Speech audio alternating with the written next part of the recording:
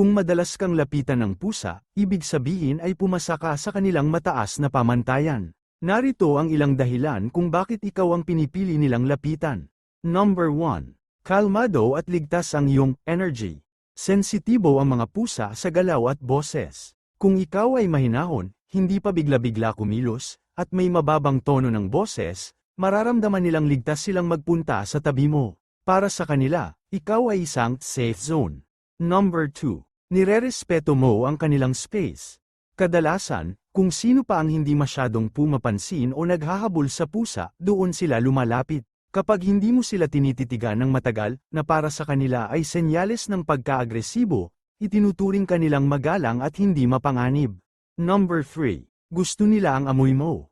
May mga pusa na naaakit sa natural na amoy ng isang tao, maging ito man ay amoy ng sabon, pabango, o simpleng amoy ng iyong balat. Kung pamilyar at komportable sila sa amoy mo, ituturing kanilang bahagi ng kanilang teritoryo.